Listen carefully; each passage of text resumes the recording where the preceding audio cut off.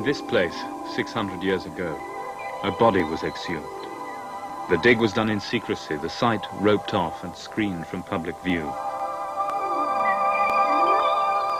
20 feet down, the bones of an exceptionally big man were found in a hollowed-out tree trunk. His head had been smashed by a terrible blow. Nearby, excavators claimed they had unearthed a lead cross.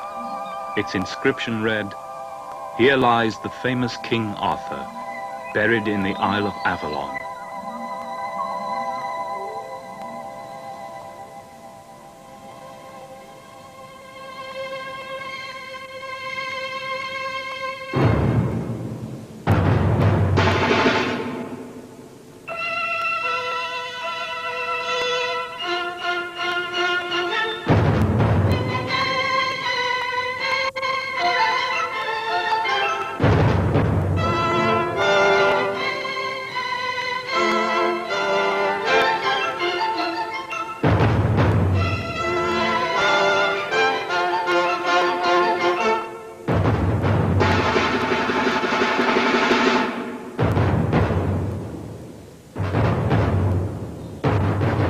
The Knights of the Round Table, Guinevere and Lancelot, Excalibur. There are no more evocative names in the British story. And yet, like the claim that Glastonbury was Avalon and Arthur buried here, they are the inventions of medieval romancers. Glastonbury today is the centre of an Arthurian knick-knack industry, and yet the first connection of Arthur with this place occurs in a saint's life written around the year 1150. That is well over 600 years after he is supposed to have flourished. And the greatest medieval expert, the historian William of Malmesbury, makes no such connection. Indeed, he specifically denies that Arthur's burial place was known. For this reason, although we shall try to place the Arthur story in history, in this film, we shall not be looking at the Glastonbury romances of Arthur. We shall not be going to Tintagel, the Round Table at Winchester, or Camelot, because none of these fictions can be used by the historian to reconstruct the past. They are hero stories, myths, no more.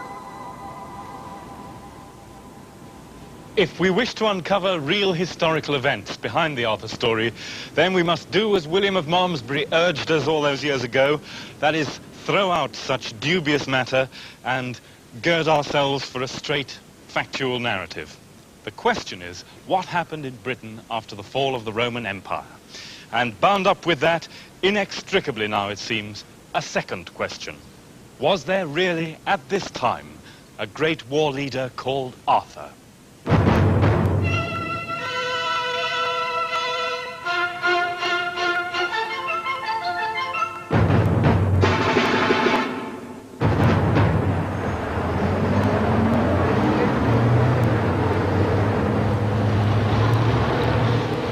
Walk into any bookshop, Foyles of London for instance, and look at the books on the shelves, and you'll soon be left in no doubt at all that Arthur existed and that he played a central role in British history. The books range from the serious academic to what one might call the nutty fringe. And in them, Arthur appears as everything from culture hero to freedom fighter, a Dark Age Superman or a Dark Age Che Guevara. Today, there is wide agreement that he did exist and that he was a Roman generalissimo with a wide-ranging brief to hold back the Anglo-Saxon hordes who invaded Britain in the period when Roman power here began to ebb.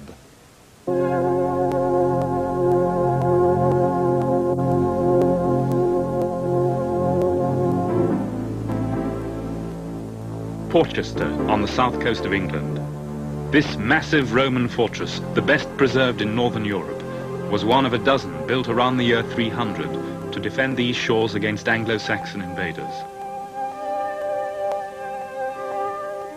The society it protected was already under stress, with class division, the decline of towns and trade, the growth of great private rural estates, high inflation, and the gradual abandonment of a money economy. In 410, the Roman regular units were pulled out of Britain after 350 years. As their galleys edged into the Solent, they left behind them a still wealthy island. But by the mid-century, the city councils had given way to dictatorship, and this new government invited in Anglo-Saxon mercenaries to protect itself against both internal and external rivals.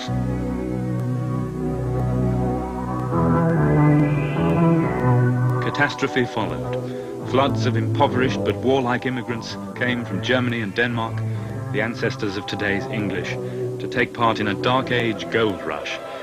In the end, Roman Britain sank without trace. In recent years, archaeologists have shown that at the crisis of these events, around 500, when King Arthur is alleged to have led the British defence against the invaders, the Anglo-Saxons had settled in considerable numbers in Lincolnshire, East Anglia, Kent, parts of Sussex, and in the Thames Valley. But from this point, there is no more information about the rich urban and rural life of Roman Britain. Archaeologists are trying to find out whether such life continued. Does the desperate rearguard action of Arthurian legend mask the true transformation in these islands? How did the present England and Wales emerge from the ruins of Roman Britain?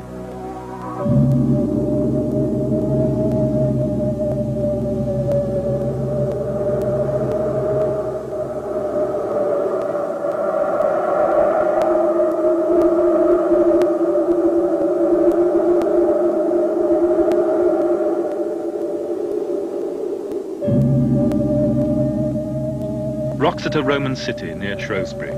This great town with its 2-mile circuit of walls was abandoned sometime between 400 and 600, and unlike most Roman cities, did not become a modern town.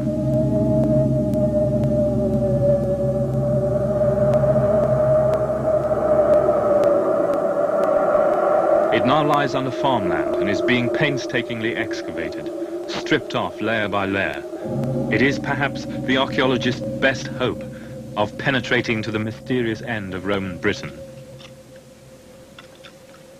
They're down now to the last phase, the city that existed at the fall of Rome and which may have lasted into the Arthurian period. Phil Barker is excavating the area of the Basilica Hall of the Bathhouse, a huge building the size of a cathedral nave, which went out of use around 300. After that came a remarkable sequence of structures, very different in character from this elegant complex which existed in the heyday of Roman Britain. I think you must envisage this great building, after it had gone out of use, being demolished part by part, with its walls still being used as the back walls of buildings built inside it. But in the centre, there was a hodgepodge of buildings which we haven't really got down to yet, made of wattle and daub, posts cut into the floor of the basilica, buildings which we're only beginning to see fragmentarily, but they were certainly rather like the squalid occupation which is said to be the end of Roman Britain. They were not very pretentious, and this makes the final phase all the more exciting and all the more unexpected. The whole lot was cleared in one go, and a complete new city centre was planned. Not only was it planned, but it was executed in timber. And this, I think, is one of the reasons why all the previous excavations of this site have missed it, because they're going straight down to the floor of the stone basilica. Now, the central building of this great new development was a winged house slap on the middle of the nave and the north aisle of the basilica, with a portico which stood on 2 fragments of the old basilica's columns. It was about 100 and something feet long, about 30 odd meters long.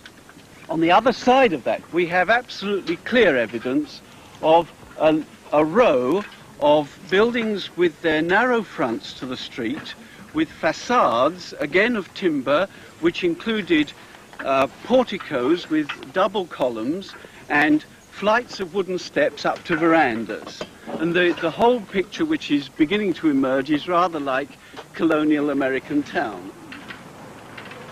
They were quite obviously Romano-British people who were attempting to either continue or to revive on this spot a classical world, but in materials which were very different from those which had been used during the heyday of the city. Have you any evidence at all for the dating of the last phase? Well, that's a $64,000 question, because we don't know yet, because we haven't really got down to it, the date of the destruction of the basilica. But previous excavators have thought it went out of use about 300.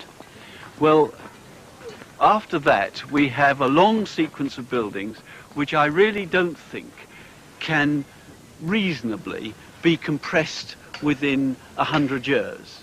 The latest object from the site, but not from our site, but from the city, is the tombstone of a man called Cunorix Macus Maci Collini, which translated is Hound King's son of the Holly. Now, he's supposed to be an Irishman, although this is, so you tell me, disputed, who died here sometime between 450 and 500, and was sufficiently important to have a Latin tombstone carved for him, however crudely. It would be very nice indeed if we knew the relationship between Cunorix and these buildings. Was his boss living here, or did he live here? Did he live in one of these facaded buildings? Was he an Irishman who came over and found himself faced with the last flickering of the classical style before Inigo Jones and Wren? These are questions which I'm afraid we shall never answer, but they're extremely tantalizing. Whenever the city was abandoned, it was never repopulated. The later Anglo-Saxon settlers formed a tiny village which is still there around the church, and the church itself is built out of the massive foundation stones of the basilica, still showing the Lewis holes of the Roman masons. Its gate flanked by classical columns. By now, the Roman order has given way to a new world. Cirencester, capital of the Cotswolds. In Roman times, Cirencester was second only to London in size. A wealthy market for the villa life of the Cotswolds, it had luxurious buildings and a 2.5-mile circuit of walls. The place became an Anglo-Saxon centre and is a thriving town today. But what happened after Rome? The citizens certainly kept up organised life for a while. They kept the flagstones of the piazza in the Forum swept clean, here where their modern successors parked their cars. They restored the defences on this site, the Verulamium Gate. They made home improvements in the recently discovered House of the Hare mosaic, installing a new heating system at a time when we might have expected less domestic preoccupations. But the end is a mystery for which only shadowy clues have been found in the grass-grown amphitheatre. Alan McWhirr, Director of Excavations. Just inside the entrance of the amphitheatre, there was a late gravelled surface which contained substantial timber post holes, which we think may have been associated with some form of late occupation. As well as that, the entrance was reduced in size. Now, we don't really know what happened, but perhaps with the declining population in the town, the people may have retreated to the amphitheatre, a smaller population, to an easily defendable area, much easier to defend this amphitheatre than 2.5 miles of the town wall, and were living in these timber huts. And now, there is a little bit of pottery associated with these huts. It's this grass-tempered pottery, which may be 5th or 6th century in date. So it is possible, but I stress only possible, that the dwindling population of Cirencester may have retreated into the amphitheatre. If Cirencester survived after the Arthurian period, it may have been no more than an impoverished rural community, a couple of farms within decaying Roman walls, perhaps decimated by the Great Plague which swept the Roman world in the 440s. By that time, these beautiful and intricate mosaics, now in the Corinium Museum in Cirencester, were valueless.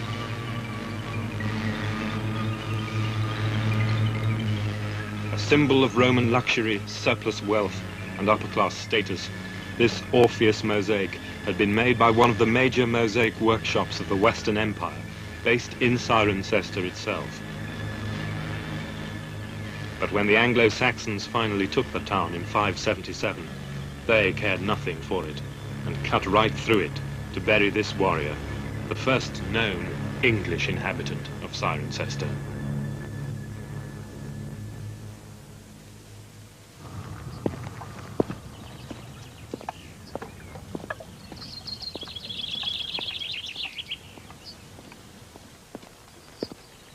This student from the Institute of Archaeology in London is counting plant species.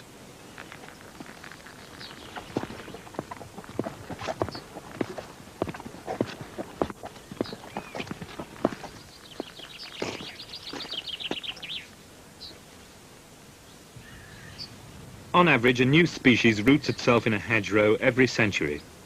Find a hedgerow with 15 species and you may have a late Roman field boundary. If the boundaries are the same as the later Anglo-Saxon ones, then you may have continuity between the Roman estates and the medieval. So did the rural fabric carry on when the cities died? Here at Withington in the Cotswolds above Cirencester was one villa estate in the wealthiest society in Britain. Richard Rees of the Institute of Archaeology has been examining this estate to discover exactly what happened when the English settled here. Whether the warfare of Arthurian legend does not disguise a real story of peaceful assimilation. His findings, which are now paralleled elsewhere in the Cotswolds, suggest that the life of the Roman estates may never have been shattered. Well, in many parts of the empire, when a new set of people actually come into an area, you do get a friendly settlement whereby part of the land is given over to the incoming people and part is kept for the old aristocracy or the landowners or whatever.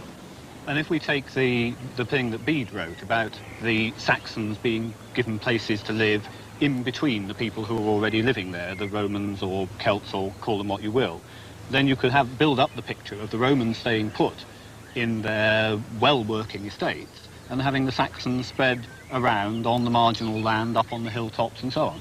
I'd almost start off with an assumption of continuity. This is rather the other way, the opposite way to what people think at the moment. But if you take a tract of countryside like this round here, then the most obvious thing to me is that it's being used and managed, and if you can rear good sheep and cattle, get good crops of wool, get good arable crops down in the valley, then somebody is going to keep on doing it and living off the proceeds. Who is actually owning the thing, who is actually getting the kudos for being the lord of the manor or whatever you want to call it, I don't think is such an important problem. In 350, I'm fairly sure that it's somebody with a Roman name probably living in what we call a Roman villa. In 750, in this particular place, we know that the monastery was the lord of the manor. This had been given to the abbess, who looked after the monastery from the proceeds of a working estate. You seem to imply that the late Roman period was perhaps a bigger turning point in this landscape than the Anglo-Saxon settlement. Is that how you'd sum it all up? I'm very glad that I implied that, yes. That's what I tend to think. As far as I'm concerned, the turning point in Britain comes in about 300 AD, which for most people is bang in the middle of something they've learnt of as a perfectly normal period which started and finished in the same way. I would say it started in one way and finished in a totally different way. And the way that Roman Britain finished was pretty well the same way as medieval Britain began.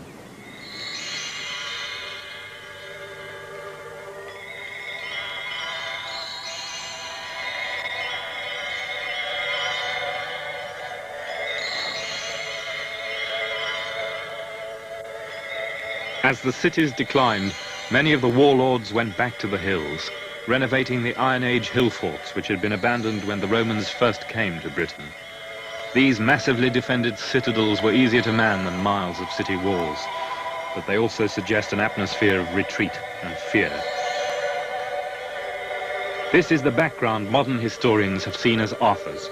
In the period when Anglo-Saxon mercenaries spread their revolt over the south of Britain, when warlords and dictators, popular fronts and national liberation fronts fought each other and the invaders for political control.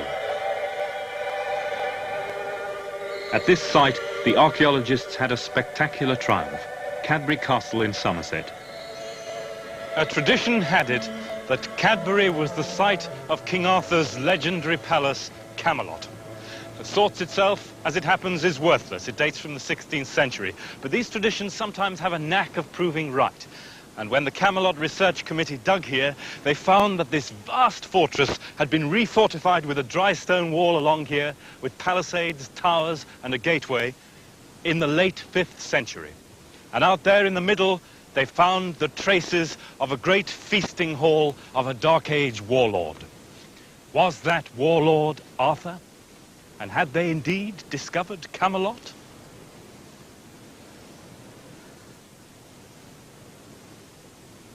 Camelot, in fact, is the invention of a 12th century French romancer, and therefore of no value to the archaeologists save as a symbol. And nor was anything turned up to connect the place specifically with King Arthur. What the dig here did prove was that in the 5th century, someone was strong enough to wall this place, erect buildings, build gates, someone whose retinue was large enough to need a 15-acre site, someone who built in a hybrid Roman-British style, hangover of the great days of the Roman army in Britain. And Arthur?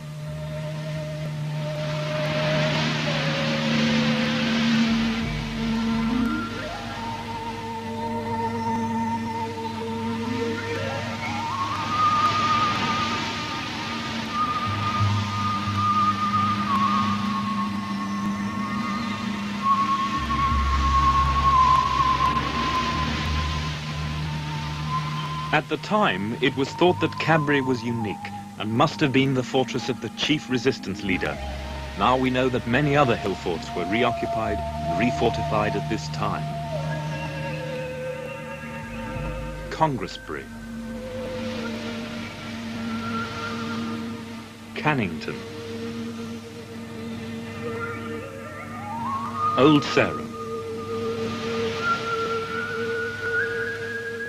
Yarnbury, on the highest point of Salisbury Plain between Warminster and Andover. Cissbury, on the Downs above the Sussex coast. Amesbury in Wiltshire, its fort now invisible beneath dense woods, but a fortress of the Romano-British general Ambrosius, who won battles against the Anglo-Saxons around the 470s. The significance of these reoccupations cannot yet be fully understood. For instance, do they represent central control of a dictator, or a generalissimo like Ambrosius? Or are they local responses to local conditions?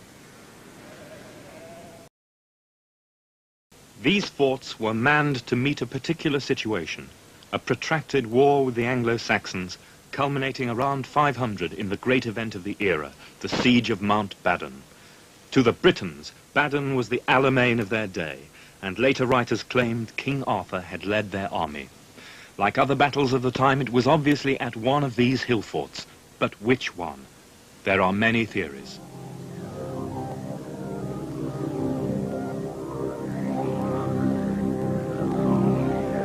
Recently, historians have looked for Badon at Bath, as medieval writers did, claiming that the English name, Bathan, is from the Celtic Badon, but philologists deny such a connection.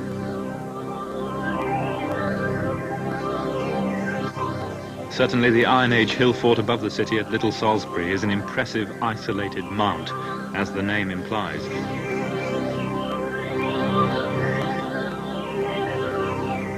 But excavation has found no trace of post-Roman occupation here, perhaps because Bath nearby was still lived in. And it may also be doubted that the Anglo-Saxon invaders could have penetrated this far west before 500.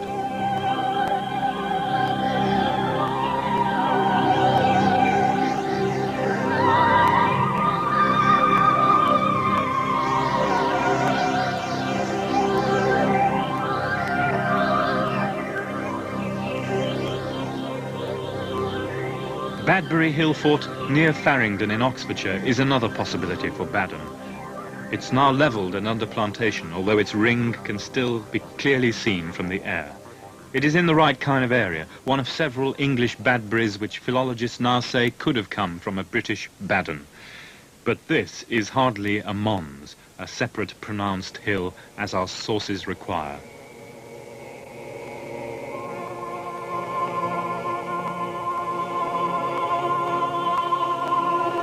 But there is a third claimant for Mount Badon. Liddington Castle, a prominent Iron Age hill fort on the downs above Swindon, a landmark dominating the approaches to Cirencester and the Cotswolds.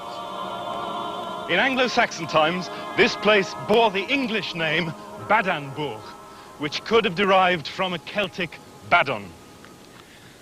Liddington Castle stands over one of the great Dark Age road junctions. Just the other side of the fort, the Ermine Way, the Roman road, runs down to the southeast of England, and over there joins a Roman road running directly south.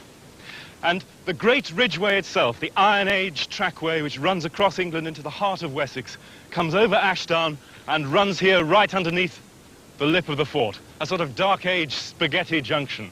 And in the logic of great travel routes, the modern motorway planners have built the M4 also right underneath Liddington.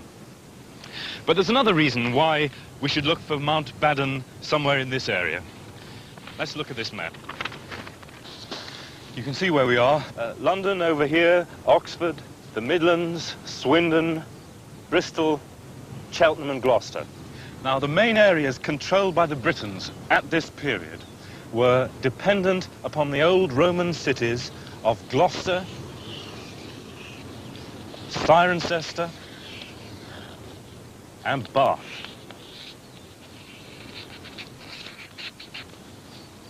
The main Anglo-Saxon settlements were heavily concentrated around the Upper Thames below Oxford. If there is a war zone between the two, then Liddington ran right on it. There is a final point. Recently, an excavation was done on the top here, and it was discovered that the fort had been reoccupied and refortified at exactly this time. Indeed, imported pottery was discovered here. So although we can't be sure, everything does seem to fit. And if this was Mount Badon, then this is where history and tradition meet, because according to our later sources, the leader at this great battle, the last victory of the fatherland, was King Arthur.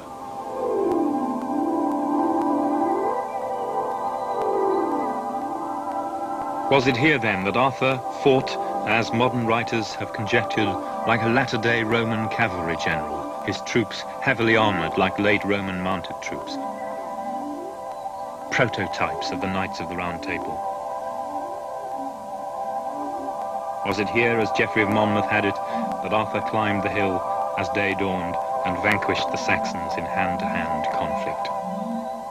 To answer that, we must go to the core of the Arthurian story, the earliest of all Arthurian references, in the Annals of Wales and in the History of the Britons, contained in a manuscript in the British Library, housed in the British Museum. The root of the whole question lies here, in this one book. Is there any historical truth at all behind the legends? The manuscript is simply known as Harley 3859. In fact, it's a great miscellany of Latin writings, and all that concerns us are the folios between 174 and 198, the Welsh Annals, the history, and the Welsh genealogies. It is not known yet where this book was written, but it was probably written not by a Welshman, but by an Anglo-Norman in the early years of the 12th century, that is, the early 1100s. But the annals themselves go back a long way before that. They begin in the mid-5th century, but only from the late 8th century, let's say about the year 800, are they a contemporary record. And this is really vital for understanding the Arthurian problem, because the annals that concern Arthur are from before that time. In other words, they are not a contemporary record. If we look at them, on folio 190, first dating here 518, but perhaps in the 490s, the Battle of Badon. Bellum Badonis in quo Arthur portavit crucem Domini nostri Jesu Christi. The Battle of Badon, in which Arthur carried the cross of Jesus Christ on his shoulders for 3 days and 3 nights, and the Britons were victorious. Now, the monk who wrote that annal about the Battle of Badon had not just got the news from a dust-streaked messenger hot foot from Arthur's HQ. This is a later scholar's construction on the events. They are not primary sources. Now that to a historian is crucial because it throws great suspicion on the content of the annal. And if we look at the content of the annal, then that feeling is sustained. Most of these annals, as you can see, are very brief and laconic. The death of somebody, the battle at somewhere. But Here, the Baden annal has been expanded with what are obviously romantic elements. It's most likely that this annal originally read simply the Battle of Baden or something like that, and at a later point in the transmission of the text, the romantic details were added when the legend of Arthur was already snowballing. Why this should have been done and why that should have been added is best explained by turning to the Historia. This is the most famous piece of Arthuriana of them all, written 829 or 830. It's not thought that the author had any good source for 5th or 6th century history, but he did include the famous list of the 12 battles of Arthur, most of them quite incomprehensible today: Bassas, Dubglas, Gwinion, and so on. These battle lists are not uncommon in Welsh literature, and there is a tendency in them for the authors to ascribe to their heroes battles in which they never fought. And that certainly seems to be the case with one or two of them here, and I would say also in the account of Mount Baden, which is laced with romantic detail. 960 men, it says, fell in one charge, and no one killed them but Arthur himself. This is pure myth. There is no evidence for Arthur's connection with Baden. Indeed, he may never have existed at all.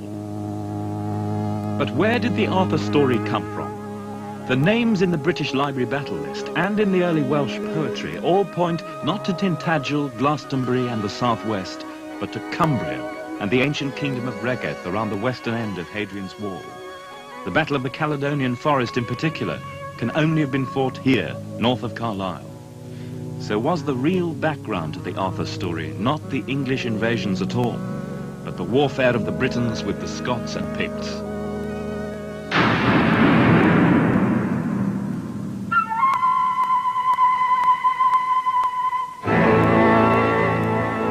High Rochester on Deer Street, north of Hadrian's Wall. The deserted and overgrown Roman fort of Bramanium on the borders of the ancient kingdom of Reged. Its Roman walls and gates still showing through the banks of the enclosure. Here was another battle in the Arthurian list, at a windswept frontier fort abandoned by the Romans over a century before Arthur's day. Today the square of the fort is a farmyard with cottage and barns, its artillery platforms pig pens, its outside ditches still visible. Perhaps not so different from what a 6th century traveller might have seen. The battle fought here was famous in northern poetry, but it was fought not by Arthur, but 50 years after his time. In 500, the Anglo-Saxons were nowhere near here. Yevering on the River Glen in Northumberland, the crop marks on this air photograph led archaeologists to a Celtic centre taken over by the Anglo-Saxons. Was this the site of the battle on the River Glen in the Arthurian list? If so, the enemy was not English, for they were not here for another 50 years. Where was the centre from which these British armies fought in the early 500s? The chief Roman city had been Carlisle, and a massive redevelopment here has enabled archaeologists to examine a 5-acre site in the city centre. They started only recently, and despite the pressures of the developers and the great size of the site, no stone is left unmapped as the layers of Carlisle's past are stripped off. Victorian tenements, medieval alleys, Roman town houses. A city excavation of so large an area is a rarity, and it gives a real chance of finding answers to the vexed question of what happened here after Rome. Already it is known that urban life here continued after 400, with Roman buildings maintained and some rebuilt substantially in timber. The roads remained in use in the 6th century and possibly all the way through, and the aqueduct still worked in the 7th century. Mike McCarthy is Director of Excavations here. I would see Carlisle in the sub-Roman period, perhaps in the 5th and the 6th centuries, as changing its character from being a Roman town with an economy which was perhaps based very largely on the hinterland here, an agricultural economy, changing perhaps into more of an ecclesiastical and perhaps a royal centre of a state, something of that kind, with the royal and the ecclesiastical element perhaps taking precedence over the purely urban functions that we hear before, and that if that kind of idea is acceptable, then we may see the transition from the late Roman period into the post-Roman period with respect to local authorities' powers, as perhaps the members of the local town council in late Roman Carlisle are simply assuming the functions and gradually changing into, metamorphosing as it were, into a nobility and an aristocracy, with perhaps the leading members of that gradually emerging into a royal family, a princely family, something of that kind. Carlyle reminds us that the Roman Empire did not fall at one moment in history, and that a kind of Roman life may have lasted here a century longer than at Wroxeter. In this border region in the Dark Ages, several British tribal rulers claimed Roman descent in their family trees, perhaps delegated power by the last Roman governments. Could the background to the Arthur story then be these petty chiefs who made their squalid timber camelots in towns like Carlisle? One last piece of evidence might point that way. We've left to the last a battle which has no place in the Historia's list, the battle in the annals at Camlan in which Arthur and Medrawd were killed. Experts in the Old Welsh language feel that the word Camlan could be a late form of the Roman name for the fort on Hadrian's Wall at Burd Oswald, east of Carlisle, which was called Camble Glanna, the Crooked Glen, referring to the great sweep of the River Irthing through its gorge underneath the fort. Now again, this annal is by no means contemporary, but in this case, it might be rash to say that no Battle of Camlan ever took place, because in later Welsh poetry, the battle becomes a byword for a terrible, irretrievable disaster. Could this then be the one genuine Arthurian reference, the real last dim weird Battle of the West? And was Arthur himself perhaps a chieftain from the northwest? It is possible. But if he was, then at that time his warfare was not heroic warfare against invading Anglo-Saxons, but a desperate dogfight between rival dynasties, fighting it out in the sub-Roman twilight.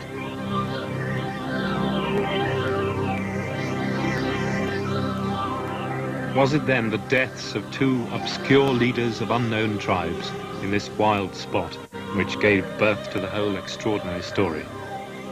Gave birth to one of the greatest figures in the literature of the world, to the supernatural hero of the Middle Ages. Yet some men say King Arthur is not dead, but had, by the will of our Lord Jesus, into another place. And men say he shall come again, and shall win the Holy Cross. I will not say it shall be so, but many men say there is written on his tomb this verse: here lies Arthur, once king, and king in the future. We asked two questions at the start of this film. The first, what happened in Britain after the fall of the Roman Empire, cannot yet be answered, although a new picture of continuity is starting to emerge, very different from that put forward only a few years ago. But with the second question, there is a measure of certainty. There is no good historical evidence that King Arthur ever existed. However, it is possible that in that late reference to a battle here by the Crooked Glen at the Roman fort on the wall lies the germ of all those later riches. The point is that after these events, Celtic Britain sank into its dark age, and faced with the rising aggressive power of the Anglo-Saxon kings, Offa, Alfred and Athelstan, the British needed a hero. It didn't matter whether there was any truth behind his story. It calls to mind the end of John Ford's film, The Man Who Shot Liberty Valance, when the newspaper editor says, if the fact becomes a legend, print the legend. And with Arthur, the Celts printed the legend.